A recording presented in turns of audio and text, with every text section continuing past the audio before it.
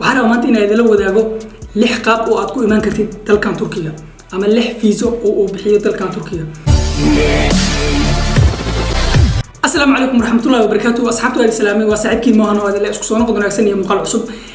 أصحابتي سأو جدين بوحواي أسبوع قديس وحسوق لي مقال كصابسن وحابة على تركيا كسمين كرين أما 10 things you should not do in Turkey. ما أنت محاربة إنك هالله موضوع كله أصلا آد مهم وموضوع أصلا وحقوي هاي سيدا تايتل كامل كأكسو على التيمبو وحاربة ما أنت إن هذا لو ذاقو لحقاب وأتكو إيمان كرتي تلكان تركيا أما لح فيزو أو بحية تلكان تركيا. marka insha Allah lixdaas qodob aan hal dul istaagi doonaa yaana wax wareed ku daalin aan muuqaalkeena ugu galo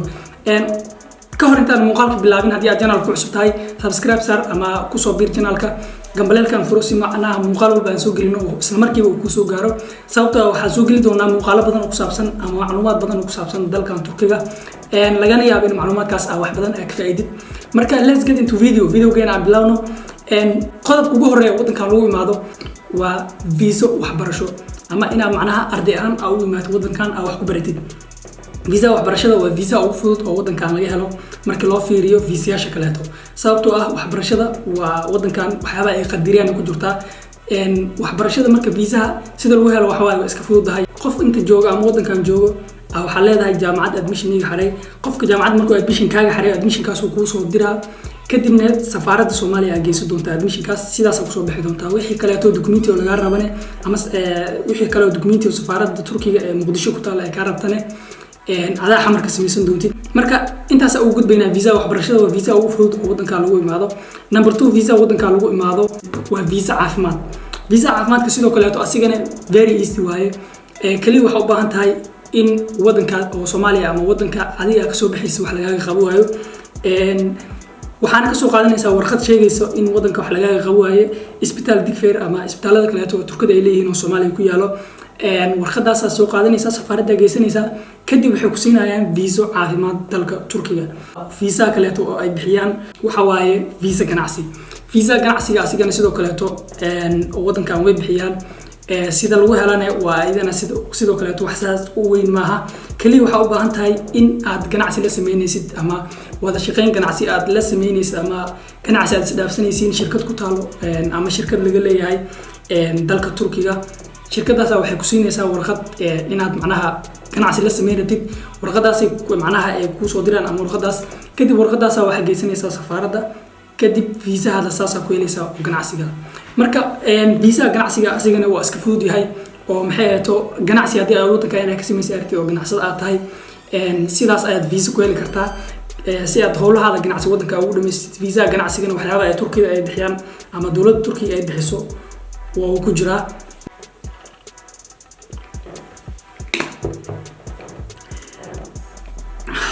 biya muhiim waay qodobka kale ee ugu gudubno oo afraad oo wadankan lagu imaado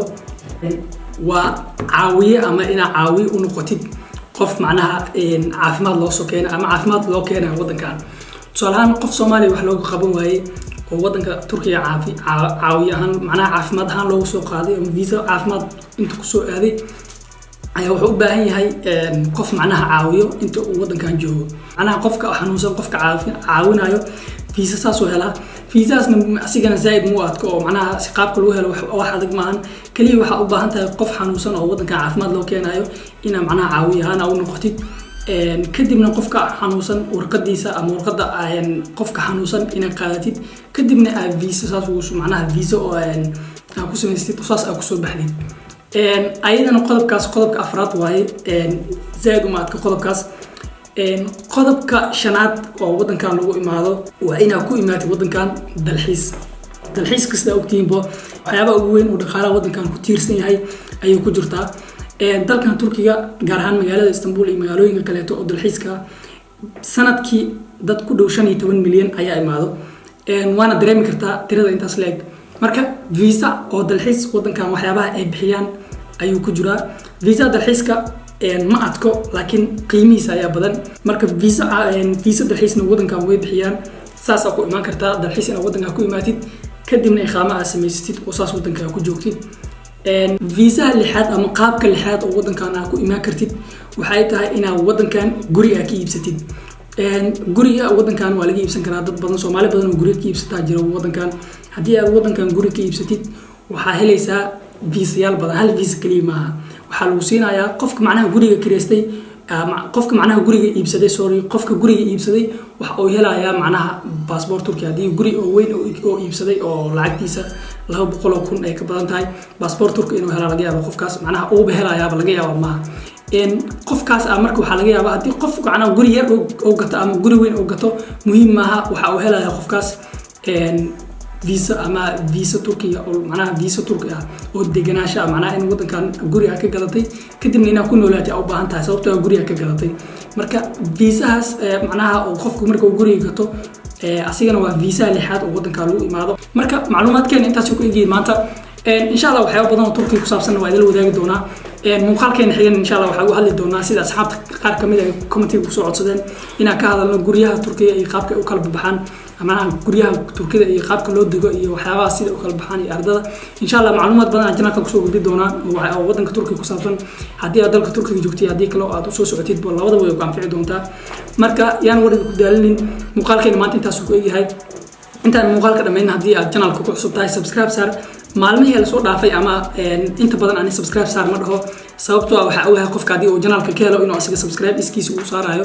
balse arintaas waxa waaye dhaliila ka muujiyo sababtoo ah subscribe saaraysiin oo iska daawanaysiin oo iska bixisiin muuqaalkan waxa la wadaagtaa asxaabtaada waxa laga yaabaa inay macluumaadkan wax ka faa'iidaan